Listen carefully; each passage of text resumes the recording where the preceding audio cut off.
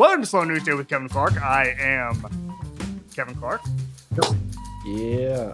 The person we're making fun of today is this guy, Kevin Clark, on this show, Slow News Day. Get a load of that guy. I got rid of the mustache around Thanksgiving. Is my facial hair better than last year, Jeff? Well, I think you're better suited without it. All right, Jeff Fisher, longtime NFL coach, Slow News Day favorite. We are so glad to have you back, Jeff. Well, hey, you waited a whole year to call me back. I mean, come on, let's do something between now and then. Okay. But it's great to be here. Oh, I'm so glad. All right, so what does an NFL Sunday look like for Jeff Fisher? Do you have multiple TVs? What are we doing here? I have a farm outside of Nashville. I went out there and I just kind of hit that TV on, and thank goodness for Red Zone, because I was able to keep up with everything. And truly, I thought it was a great start to the NFL season. What's the setup, Jeff? So you have the farm. Where's the TV? Is it outside? Oh no, it's a little bitty thing, and I'm standing there in the corner staring up and look at it like that. Trust me, I'm not set up to get them all and all that stuff. I get enough information, and I've kind of stayed connected through training camp. None of it, what happened yesterday, was surprising to me, other than maybe Green Bay. And I think right. The rest of the NFL world would say, yeah, that thing shouldn't have happened. What did you think of the Packers? What were you? I mean, obviously, I was surprised to everybody. I thought they were going to make the Super Bowl. Like, what the hell happened yesterday? Let's go back beforehand, and I want to bring up something, and I want to jump to college football really fast.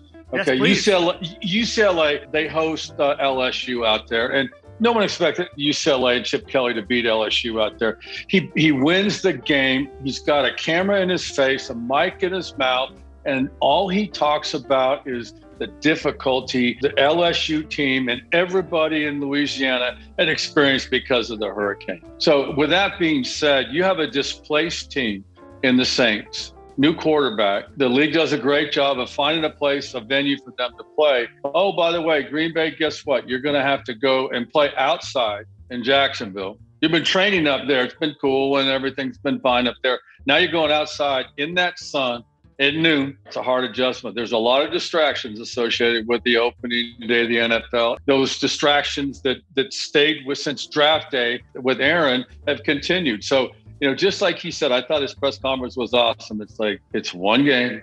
We're going to get it fixed and just leave us alone. I think the bigger storyline out of there was what Jameis Winston did. Oh! And I mean, hey, how did he look? I mean, last time you saw Jameis, he's a 260-pound freaking quarterback, and now he's cut up, flinging the ball all over the yard. Not very often. I mean, 21 times, I think. But here's the deal: is it's all Sean Payton. Sean's going to figure out a way to get things done, and he did yesterday. So you can't count New Orleans out of that division race. What's one thing that Jeff Fisher post NFL does that would surprise people right now about your life, how you're spending it? People would say, I did not expect that from Jeff Fisher. I've done some different things over the last couple of falls, things I haven't been able to do. And that's get away. It's fish, it's a little hunt and stuff, but it's outdoor stuff. But what's cool for me is the resources. I mean, I can't tell you how many games I listened to cruising through the state of Montana on Sirius XM or finding a little tavern in the middle of nowhere and pulling up and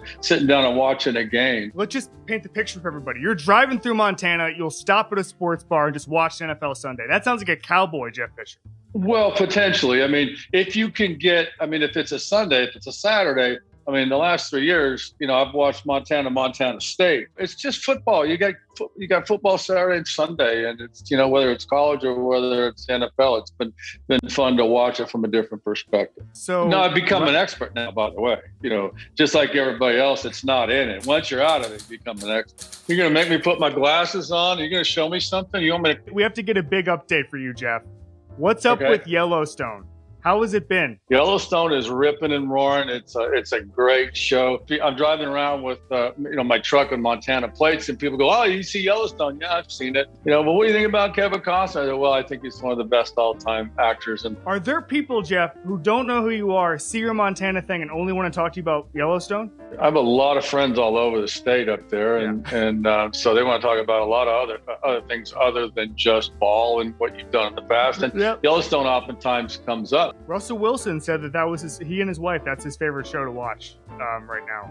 Well, good for him. So yeah, he's not too far away. Yeah, it's an NFC West thing. What other TV are you watching outside of Yellowstone? The people need your TV recommendations, Jeff. Coming back to this Yellowstone thing, I mean, it's really, really cool. Who is your favorite coach to go against? Whether that's a friendly rivalry, an unfriendly rivalry, who was your favorite coach to be on the sideline against, just from a competitive standpoint, Jeff? I have to say Mike Shanahan. Mike and I were assistants together with the 49ers under George Seifert. I came in as a secondary coach in '92, and Mike came in as the offensive coordinator. And so we were there together. I left a year just ahead of Mike. Mike stayed there at San Francisco. They won a Super Bowl, and then Mike got the Denver job after that. So I'd say it's clearly Mike Shanahan. Are you surprised, maybe you're not, at how big of an influence he's had on the offensive game in the modern NFL, whether that's via his son or anybody else, whether that's Sean McVay, whether that's, now with the Seattle? I mean, it just seems like it's everywhere right now. Most people don't know, the genesis of it. I mean, Mike came in, and Mike had to run the West Coast offense at San Francisco. Time went on, Mike morphed things and changed things and adapt. And now you got a quarterback with legs and John Elway. And so you do these things, the bootleg stuff that everybody's seeing now. No, it came from Mike and obviously Kyle and, Sean were they work closely together. And so I think Mike deserves a lot of credit for where offenses are now. Coincidentally, I remember, we did the RG3 trade, it was St. Louis Rams and the Washington Redskins. And that was with Mike. And, Mike was always ahead of the game. And Mike just felt like he had to go get RG3 to bring him to the program, because he recognized that a running quarterback basically created that situation where you're a man short on defense. That's what Mike got to, just before he left the game. And so I give Mike a lot of credit for a lot of good things that happened in this league. He was damn right. Give me your favorite story that illustrates how dominant Aaron Donald is. The best stories, I mean, he's a practice wrecker. If you're going to have an up-tempo practice, ones against ones in training camp or what have you, he's going to wreck practice. He can do so at any time, and that's the same thing he does during the game. We're going to do Ask Amy here for a second. Controlling dad oversteps. A woman is writing in because her child is off to college, and the dad will not let her make her own mistakes. That's the whole thing. Parenting advice, Jeff Fisher. When your kids go off to college, what advice do you give them? Don't mold them, help them unfold. That athletic dad that takes boys down to the park every single day and burns them out over time.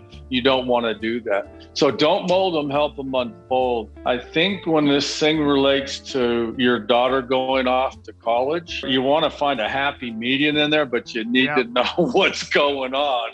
I went through it once. Unfortunately, we got through it, and I have a grandchild right now, but make suggestions based on your experience, and sometimes admitting some mistakes to your kids that you made along the way, specifically in that date and time that they're in, is not a bad way to give advice. What a great piece of advice. We do a thing, as you know, called Club Kevin. It's just whoever you think is winning right now. Who right now is winning the week, Jeff? I had this thing. I looked at this weekend, and what I saw from the National Football League is I think 13 different changes at the quarterback position. Yeah. But we have second-year quarterbacks that all won yesterday. And that's San Diego, that's Philadelphia, that's Miami, and that's Cincinnati. These kids are all, to my knowledge, second-year quarterbacks, got an offseason under their belt, and they all start off 1-0. So to me, these are the winners of the week, is these four quarterbacks. Love that. Second-year quarterbacks. Welcome to Club Kevin. Jeff Fisher, thank you so much for coming on Slow News Day. Hey, give us a holler anytime. We'll talk about anything. All right, man. Including Yellowstone. You let me know. Maybe only Yellowstone. We'll just do a Yellowstone-only episode. We'll get Russ Wilson in here. We'll just do the whole thing. Well, that'd be great, yeah.